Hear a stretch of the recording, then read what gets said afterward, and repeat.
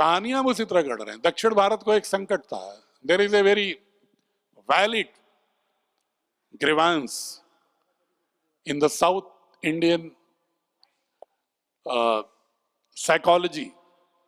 In the textbook of national boards, there is a total dominance of North Indian narrative and in Delhi centric. दक्षिण भारत के जिन लोगों ने योगदान किया सबको प्रणाम। हम भी वाराणसी के हैं, उत्तर भारत के। लेकिन जो दक्षिण भारत के लोगों ने किया उनको इतिहास में जगह नहीं दोगे क्या?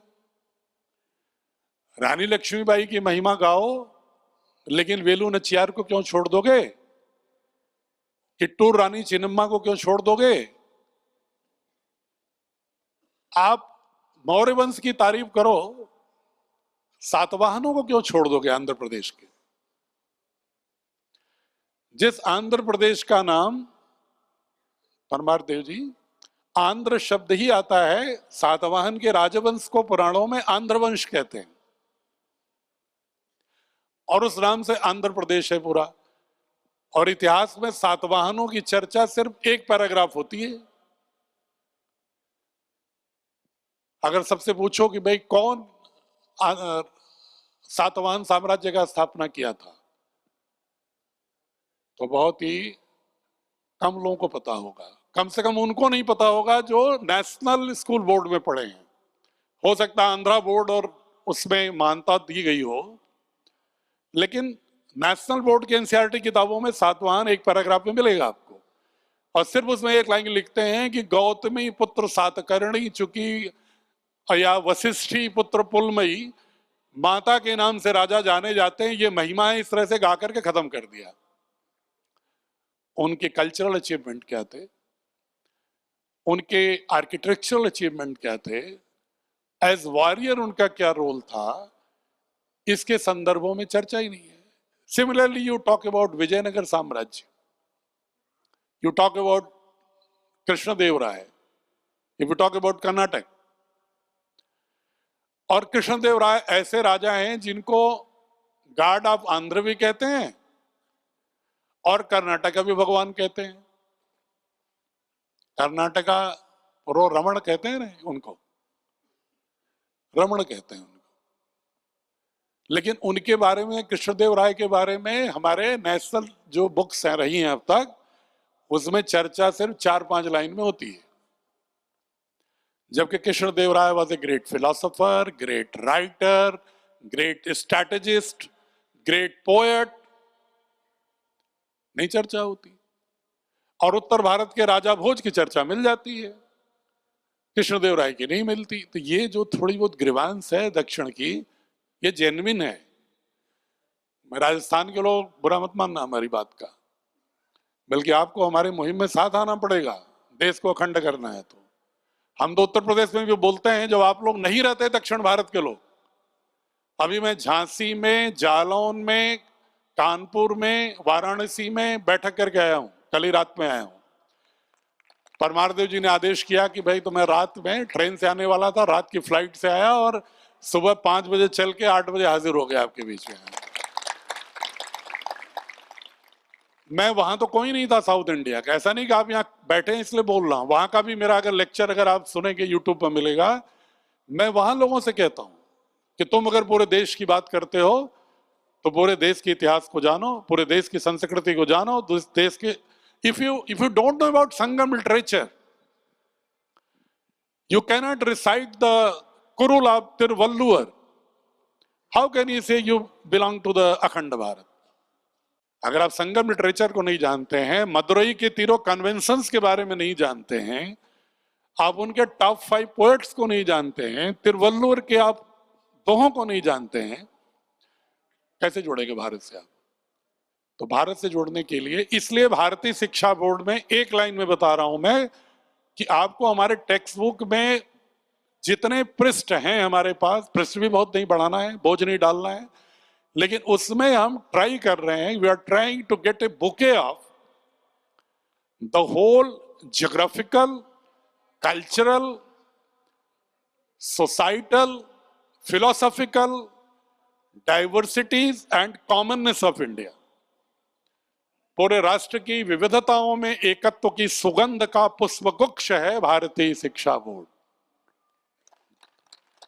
इस रूप में प्रयास कर रहे हैं ताकि बच्चा पढ़े तो भारतीय बने, हिंदी भाषी, मराठा भाषी, गुजराती भाषी, दक्षिण भारतीय, नॉर्थ ईस्ट, ये सब न बने, वो अखंड भारत का प्रतिनिधि बने, जैसा कि आचार्य चाणक्य चाहते थे चंद्रगुप्त मौर्य को।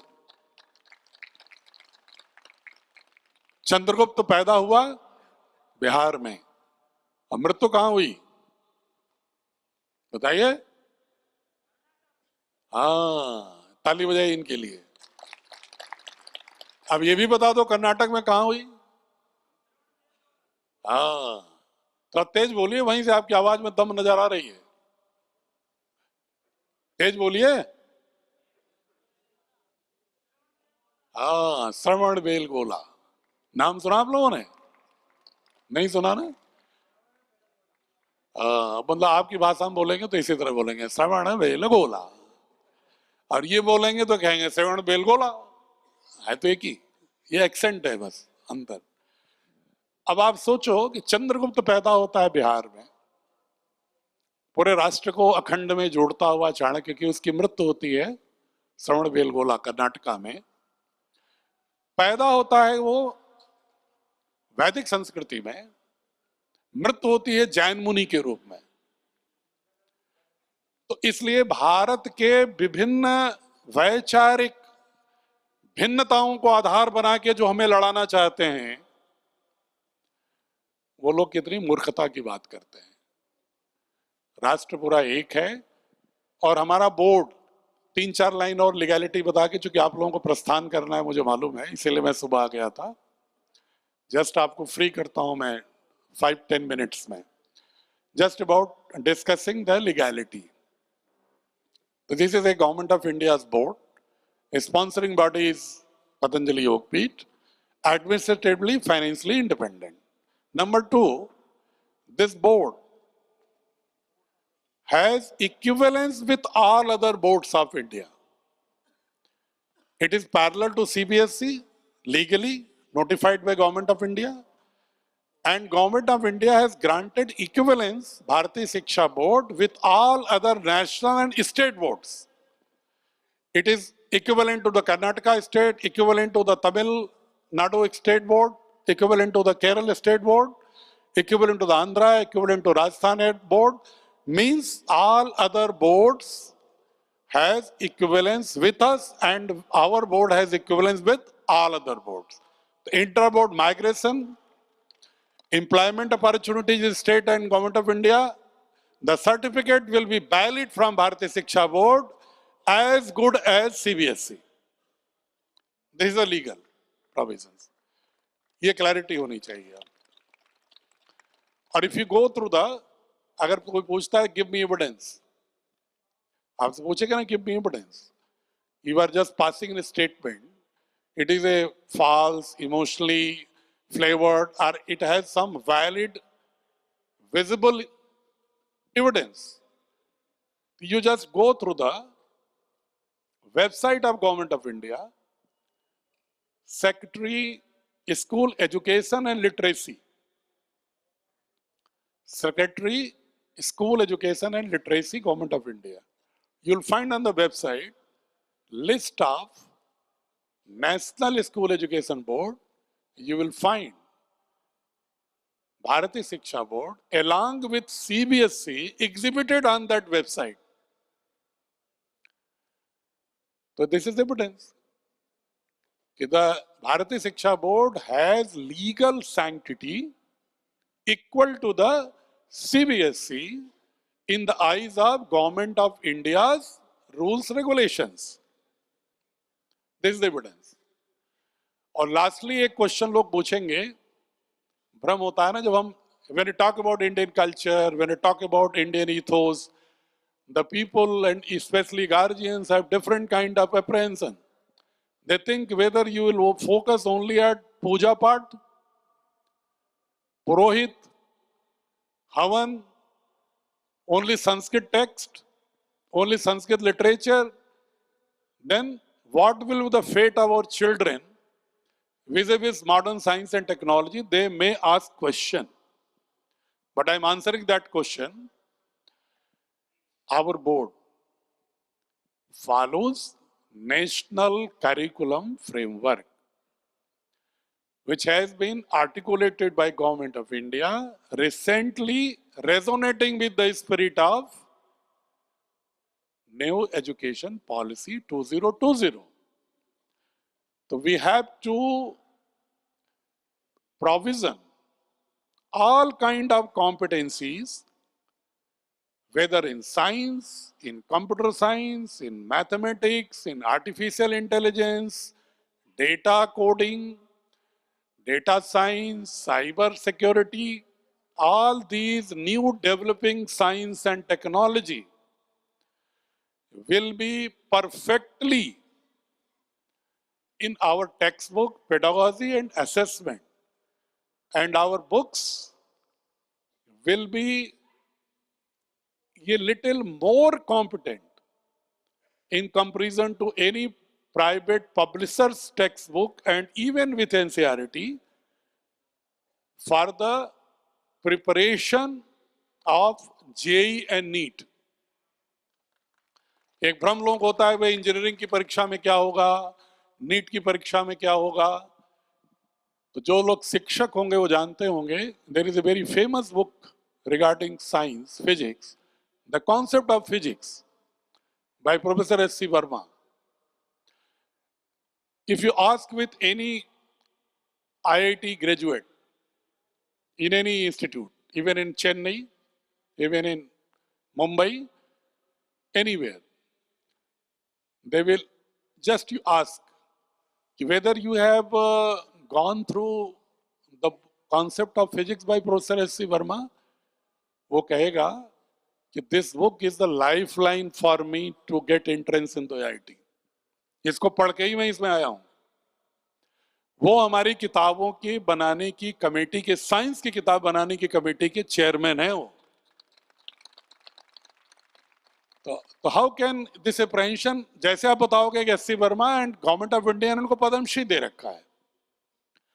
हमारी कंप्यूटर किताब बनाते हैं professor Maninder Agarwal, and he is also Padma Shri awardee and the professor in Kanpur IIT of computer science, and galaxy of team with them regarding that subject.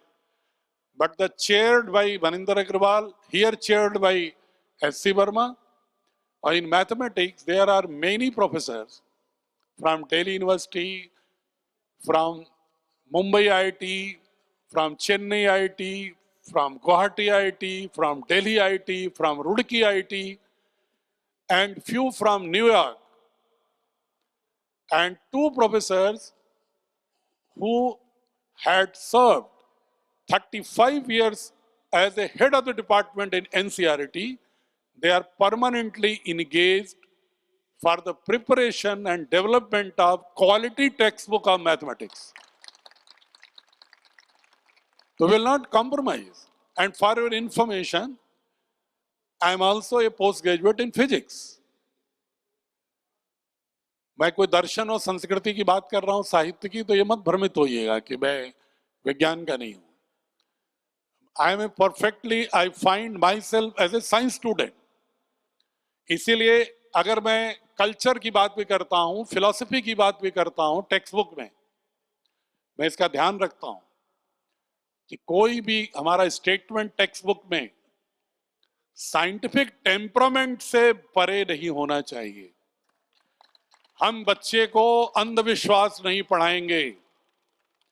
हम बच्चे को कोई भारतीय संस्कृति के बारे में ऐसी बातें कर रहा हो जिसका कोई भी तार्किक कोई तंतु नहीं है, कोई लॉजिकल सीक्वेंस नहीं है, या जिसका अभी तक कोई एविडेंस नहीं है, उसकी हम मुखालफत नहीं करेंगे, लेकिन रखेंगे हम उतना ही जो कि फैक्ट बेस्ड हो, एविडेंस बेस्ड हो, हिस्टोरिकली सीक्वेंसली उसका वैलिडिटी प्रमाणित हो, ताकि बच्चे के मन में कल को ये भावना आए कि मुझे तो ऐसी चीज पढ़ा दी गई जिसकी कोई वैलिडिटी नहीं है.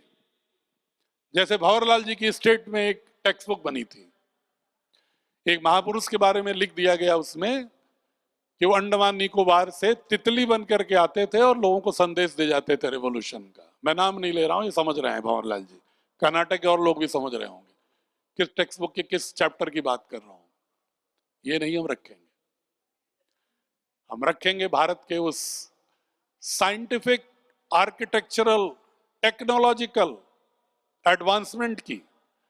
हम बात करेंगे सुल सूत्रा की, बौधायन के मैथमेटिक्स के सूत्र की, हम बात करेंगे आर्यभट्ट की, वारामिहिर की, ब्रह्मगुप्त की, भास्कराचार्य की, नारायणा पंडित की बात करेंगे, हम केरला स्कूल ऑफ मैथमेटिक्स की बात करेंगे, हम संगम लिटरेचर की फिलॉसफी की बात करेंगे, हम वैदिक से लेकर के सिखिज्म तक की भारत की सारी अलवार, नैनार, लिंगायत सबकी बात करेंगे, हम बुद्धिज्म, जैनिज्म सबकी बात करेंगे,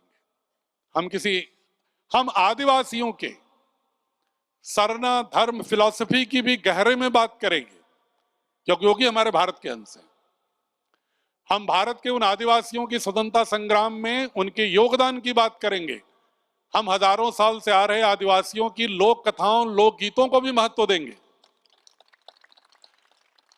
हम इस पूरे नॉर्थ ईस्ट के भी संस्कृति को, हम अगर बात करेंगे कबीर की तो तिरुवल्लुवर की बात करेंगे, अगर हम उधर शंकरदेव की बात करेंगे, इधर लल्लू देवी की बात करेंगे कश्मीर की, अगर हम मीराबाई की बात करेंगे तो अंडाल की बात भी करेंगे, हम कोई जनाबाई का भी बात करेंगे। हम टुकड़ों में बात नहीं करना चाहते भारतीय शिक्षा बोर्ड में, और हम कोई अंधविश्वास नहीं पढ़ाना चाहते। बच्चों का मानस ऐसा गढ़ना चाहते हैं कि वो राष्ट्र के लिए सिर्फ नारा न लगाए भारत माता की जय, वो भारत को समझे। और अंतिम वाक्य के रूप में मैं कह रहा हूं कि सिर्फ वो राम और कृष्ण और शिव की मंदिरों में ही उपासना न करे, बल्कि उस बच्चे के मानस में, उसके हृदय में ही राम, कृष्ण और शिव और दुर्गा की मंदिर स्थापित हो जाए।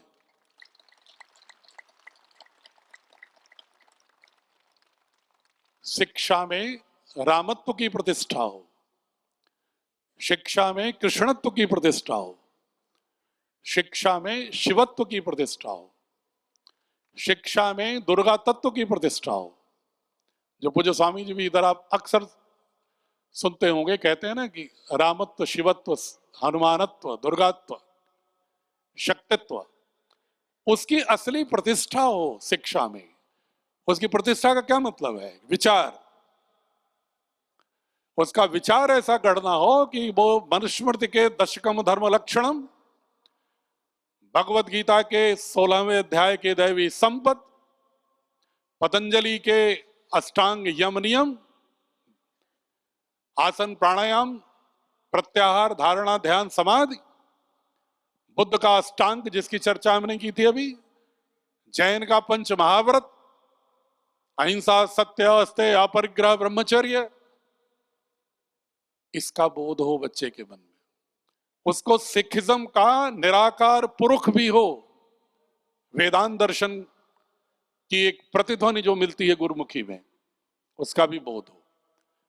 उसको बसवन्ना के लिटरेचर का भी बोध हो, उसे चैतन्य महाप्रभु का भी बोध हो, और सारे बोध के बीच में गहरा बोध ये हो कि समस्त हमारी संस्कृति राम, कृष्ण, शिव, दुर्गा से आप्लावित है, और उसके मूल्यों को जीवन में उतारना ही उपासना है।